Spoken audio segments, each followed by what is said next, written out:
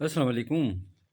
آج ہم بات کریں گے پاکستان اور افغانستان، اس میں آزادی، نظام، ایمان و یقین، قانون، عدالتیں اور انصاف۔ پاکستان 1947 میں آزاد ہوا اور ہندوستان بھی 1947 میں آزاد ہوا، مگر پاکستان کے لیے فوراً ہی ہندوستان میں بھی ایک سیل بنا لیا گیا، اور اس سیل کے انڈر یہ ان کا تھا کہ کیسے پاکستان کو توڑا جائے۔ تو انہوں نے ہندوستان نے کوشش کی اور آخر ایک دن پاکستان کو انہوں نے توڑ دیا۔ اس کے ساتھ ہی برطانیہ اور امریکہ میں بھی یہ سیل قائم ہو گئے، اور ان کی بھی یہی کوشش تھی کہ پاکستان کو توڑا جائے، اور آخر ایک دن انہوں نے پاکستان کو توڑ دیا۔ مگر ابھی بھی پاکستان 1947 سے لے کے 2023 تک یہاں پر ہمیشہ رجیم چینج ہوتا ہے۔ جو بھی پاکستان کی ترقی خوشحالی کے لیے، پاکستان کو طاقتور بنانے کے لیے کوشش کرتا ہے، اس کو سزا دی جاتی ہے، یا اسے موت کے گھاٹ اتار دیا جاتا ہے، یا اسے قانون کے شکنجے میں کس لیا جاتا ہے۔ کیونکہ ابھی برطانیہ کی حکومت صرف پاکستان نہیں بلکہ دنیا کے بہت سے ممالک پر قائم ہے، اور یہ حکومت وہ امریکہ کو استعمال کر کے کرتا ہے۔ امریکہ فرنٹ لائن میں ہے اور پیچھے برطانیہ ہے، جہاں پر یہ سیل قائم ہے کہ پوری دنیا کے مسلمانوں کو دبا کر رکھا جائے اور وہ سر نہ اٹھا سکیں۔ اس کے لیے مسلسل وہاں پر تھنک ٹینک سوچتے رہتے ہیں کہ کیسے یہ کام کیا جائے۔ اسی سلسلے میں آپ دیکھتے ہیں کہ عراق وار جو ہوئی وہ بھی اسی سلسلے کی ایک کڑی تھی، سیریا وار، لیبیا وار، یمن وار، افغانستان وار، یہ ساری وار جو ہوئی ہیں یہ اسی لیے کی گئی ہیں تاکہ مسلمانوں کو ہر طریقے سے کمزور کر دیا جائے۔ ان کا کوئی لیڈر ایسا نہ آئے جو کہ مسلمانوں کو متحد کر سکے اور مسلمانوں میں اسلامی نظام قائم ہو سکے۔ یہ ہمیشہ سے کوشش رہی ہے برطانیہ کی، اور امریکہ کو اس نے استعمال کیا اور دوسرے دنیا کے ممالک کی طاقتوں کو وہ استعمال کرتا ہے۔ آج بھی پاکستان میں اگر آپ دیکھیں، ماضی میں جتنے بھی ہمارے وزرائے اعظم یا ہمارے فوج کے سربراہ، ہمارے فوج کے جرنلز، ہمارے فوج کے آفیسرز، جن کو بھی برطانیہ اچھا نہیں سمجھتا تھا، یا تو ان کو ان کی پوسٹ سے ہٹا دیتا تھا، جیسے جاوید ناصر صاحب تھے، جنرل جاوید ناصر صاحب، ان کو جیسے ہی انہوں نے تھوڑی سی کوشش کی بوسنیا میں مسلمانوں کی مدد کرنے کی، تو نواز شریف سے کہا گیا کہ ان کو ISI کے چیف سے ہٹا دیا جائے، ان کو ہٹا دیا گیا۔ اسی طریقے سے جنرل ضیاء، جنہوں نے پاکستان کے لیے افغانستان میں جنگ لڑی، افغانستان کے بقا کے لیے، تاکہ پاکستان کو ڈیفینڈ کیا جائے، ان کو بھی اس کی سزا اس لیے دی گئی کہ انہوں نے اوجڑی کیمپ میں اور رسال پور میں اسلحہ جمع کر لیا تھا، اور وہ پاکستان کو مضبوط بنا رہے تھے۔ تو بیرونی طاقتیں یہ نہیں چاہتیں کہ پاکستان ایک مضبوط ملک بنے۔ بھٹو صاحب جو تھے، ذوالفقار علی بھٹو، انہوں نے پاکستان کو ایٹامک پاور بنایا، ان کو بھی ختم کر دیا گیا، ان کو پھانسی دے دی گئی۔ اس طریقے سے ہمارے جتنے آرمی کے ہمارے آفیسرز، لیڈرز، جرنلز اور جو ہمارے سینئرز ہیں وہ ہوں، یا پاکستان کے پولیٹیشنز ہوں، لیڈرز ہوں، تو جو بھی سر اٹھائے گا، مسلمانوں کی اسلام کی بات کرے گا، پاکستان کی ترقی کی بات کرے گا، پاکستان کے ڈیفنس کو اور کے مضبوط کرنے کی بات کرے گا، اسے ختم کر دیا جائے گا۔ افغانستان اور پاکستان کا کمپیریزن میں اس لیے کر رہا ہوں کہ پاکستان جو ہے یہ آزاد ہوا، اور اس لیے آزاد ہوا کہ یہاں پر اسلامی نظام قائم ہوگا، مگر آج بھی یہاں سود کا نظام بھی چل رہا ہے، یہاں رشوت ستانی بھی چل رہی ہے۔ پاکستان کی ترقی کے لیے کوئی بھی کوشش ہوتی ہے اسے سبوتاژ کر دیا جاتا ہے، ختم کر دیا جاتا ہے۔ آپ اپنا تعلیمی نصاب بھی اپنی مرضی سے نہیں بنا سکتے، یعنی اس میں جیسا آپ چاہتے ہیں پڑھانا، اقبال کو نہیں پڑھا سکتے وہاں آپ قرآن کو، وہاں پر ترجمے، تفسیر، اور تاکہ قوم کے نوجوانوں کو سمجھ آئے، شعور آئے، نہیں کر سکتے آپ۔ جو بھی یہ کوشش کرے گا، ایسی کوئی یونیورسٹی بنائے گا جس سے مسلمان طاقتور ہوں اور پاکستان طاقتور ہو، جہاں سے ایسے نوجوان نکلیں جن میں لیڈرشپ کی صلاحیتیں ہوں اور وہ پکے مسلمان بھی ہوں، تو ان کو ختم کر دیا جائے گا۔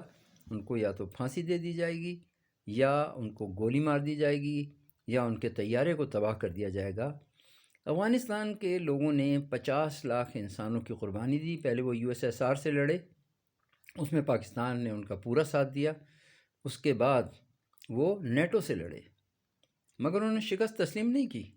آخر نیٹو کو شکست تسلیم کرنی پڑی، یعنی امریکہ اور برطانیہ کو شکست ہوئی، انہیں افغانستان کو چھوڑنا پڑا، انہیں معاہدہ کرنا پڑا اور افغان قوم آزاد ہو گئی۔ افغانستان میں اس وقت شرعی نظام نافذ ہے۔ وہاں سے انہوں نے افیم کی کاشت اور ہیروئن کی کاشت بالکل ختم کر دی ہے۔ ان لوگوں کو جو اس نشے کو استعمال کرتے تھے ان کو ریہیبلیٹیشن سینٹرز میں ڈال دیا گیا ہے۔ ان کو کوشش کی جا رہی ہے کہ وہ ایک اچھی زندگی گزاریں، اچھا روزگار کمائیں۔ اس کے علاوہ افغانستان میں انصاف کا قانون ہے، وہاں پر کوئی کسی کی چیز پر قبضہ نہیں کر سکتا، عورتوں کی عزتیں محفوظ ہیں، بچیوں کی عزتیں محفوظ ہیں، انسانوں کی، آدمیوں کی بھی عزت محفوظ ہے۔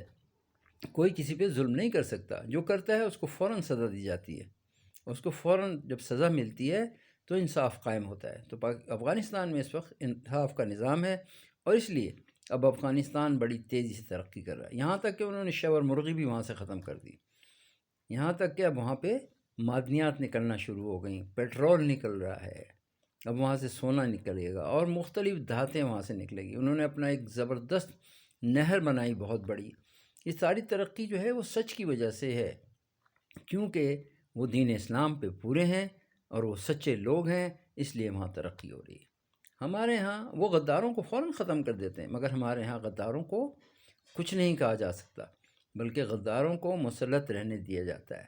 یہاں پر ایسے لوگ موجود ہیں، جیسا کہ امریکہ کے ایک وکیل نے کہا تھا کہ یہاں ایسے لوگ موجود ہیں پاکستان کے اندر، سب لوگ نہیں، پاکستانی قوم تو بہت اچھی ہے، مگر چند لوگ ایسے موجود ہیں جو اپنی ذات کے لیے اپنی ماں کو بھی بیچ دیں۔ اور انہوں نے غلط نہیں کہا تھا، انہوں نے بالکل صحیح کہا تھا۔ تو وہ لوگ موجود ہیں پاکستان کے اندر ابھی بھی، کیونکہ جس ملک میں ایسے لوگوں کا خاتمہ نہیں کیا جا سکتا جو ملک دشمن ہو، جو ملک کو صرف لوٹنے کے لیے ہوں، ملک کو تباہ و برباد کرنے کے لیے ہوں اور ملک کی خیر خواہی نہ چاہتے ہوں، تو ایسے لوگوں کو حکومت کو چاہیے کہ ان کو ختم کرے، عوام کو چاہیے کہ ان کو ختم کرے۔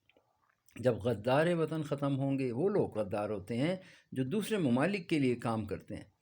جیسے کہ ہم یہاں پر بلیک واٹر کے 2000 آدمی بغیر ویزے کے پاکستان کے اندر آ گئے، کسی ملک میں یہ نہیں ہو سکتا کہ 2000 بلیک واٹر کے لوگ اس ملک میں گھس جائیں بغیر ویزے کے، دبئی سے ادھر پہنچ جائیں اور ان کو کچھ نہ کہا جائے۔ یہاں اگر کوئی امریکن پکڑا جاتا ہے اس کو چھوڑ دیا جاتا ہے، چلو بھائی تم آرام سے واپس چلے جاؤ، اور یہاں سینکڑوں ہزاروں پاکستانی بے گناہ جیلوں میں بند ہیں، کوئی جا کے نہیں پوچھتا کہ بھئی تمہیں کس جرم میں رکھا گیا ہے، کیوں رکھا گیا، کیا تمہاری سزا ختم ہو گئی؟ ان کی سزائیں بھی ختم ہو گئی ہیں، مگر وہ ابھی تک جیل کے اندر موجود ہیں۔ ہمارا عدالتی نظام آپ دیکھ لیں، وہاں افغانستان میں فوراً سزا ملتی ہے کوئی جرم کرے تو۔ ہمارے عدالتی نظام یہ ہے کہ 25 کروڑ کی آبادی کے لیے صرف 5 سپریم کورٹ، 5 ہائی کورٹس اور 150 ڈسٹرکٹ کورٹس ہیں، اب 151 ہو گئی ہیں۔ تو آپ سوچیں کہ 1 کروڑ انسانوں کے لیے، 5 کروڑ انسانوں کے لیے ایک سپریم کورٹ ہے، وہ انصاف دے ہی نہیں سکتی، اتنے ججز ہی نہیں ہیں سپریم کورٹ کے، نہ اتنے ہائی کورٹ کے ججز ہیں، انصاف کہاں سے ملے گا؟ جب تک یہاں 25 سپریم کورٹس، 25 ہائی کورٹس اور 250 ڈسٹرکٹ کورٹس نہیں بنیں گی، چاہے آپ صوبے نہ بنائیں، مگر یہ کورٹس ضرور ان کا قائم کر دیں کہ اس ایریا میں یہ کورٹ ہے، اس ایریا میں یہ کورٹ ہے، اور یہ کورٹس بنا دیں آپ، تو انشاءاللہ ملک میں انصاف کا نظام قائم ہو جائے گا اور لوگوں کو انصاف ملنے لگے گا۔ ہماری پولیس کا نظام بھی اسی وقت ٹھیک ہوگا جب کہ ہمارا انصاف کا نظام ٹھیک ہوگا۔